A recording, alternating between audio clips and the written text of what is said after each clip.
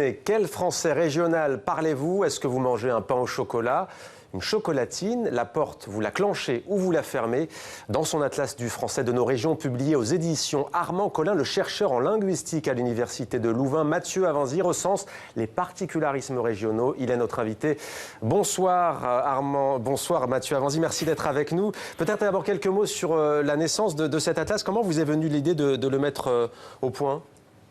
À l'origine, c'était un blog qu'on a construit avec des collègues et puis on a vu qu'il y avait beaucoup de cartes et qu'on n'arrivait pas à les publier toutes ensemble et on s'est dit pourquoi pas en faire un livre donc pour permettre que les gens aient accès à ces cartes de façon plus large.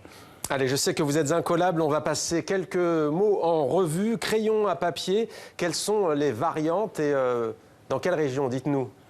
Alors les plus fréquentes, alors en Belgique où je me trouve, on parle d'un crayon, voire d'un crayon ordinaire. Si vous descendez en Suisse, vous avez plutôt l'appellation crayon de bois, appellation qu'on retrouve dans le sud, en concurrence avec crayon gris. On peut aussi entendre dans le nord crayon de bois ou crayon gris.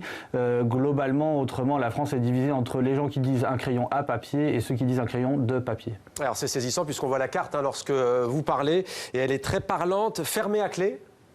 Alors, fermé à clé, sur la carte, on voit les variantes clavé, clefté, clenché. Donc, clavé, c'est un dérivé de clé et clenché, c'est apparenté à la famille de déclencher.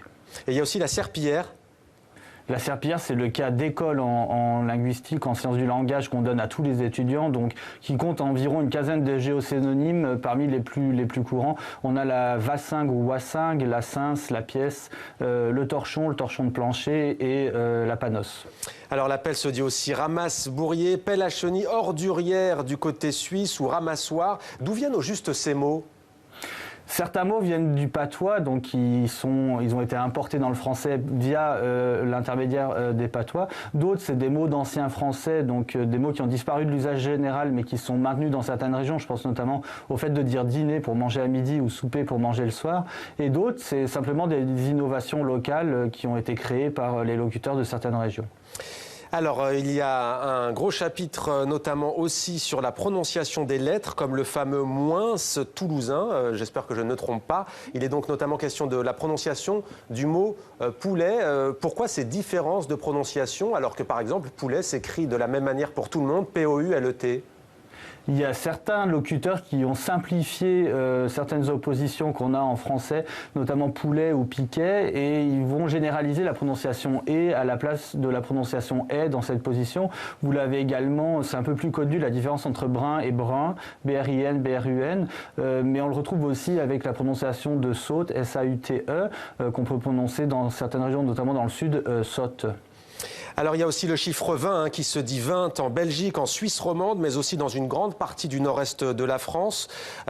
Des déclinaisons aussi par région, vous l'avez dit, l'ouest, le sud. Il y a la fameuse poche notamment ou encore le sac en plastique. Des particularités linguistiques qui ont un sens. Vous dites que dire chocolatine par exemple ou poche, c'est afficher son ancrage toulousain. Ça veut dire quoi ?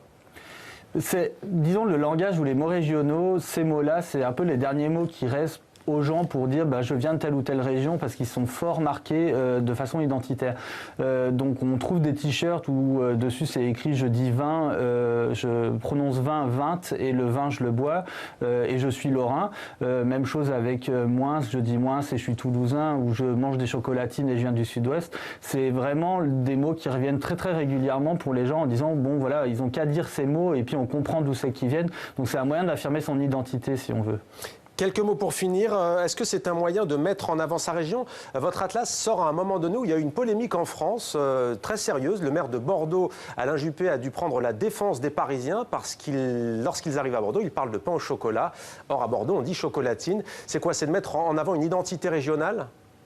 Je pense que les gens ont eu assez à un moment qu'on essaie de leur imposer un standard et qu'on essayait de gommer leur trace régionale, leur identité. Et donc, ils ont eu envie, enfin, de façon inconsciente, hein, si j'ose dire, de garder ces mots et donc de les afficher comme un drapeau ou comme ils défendraient une équipe de foot.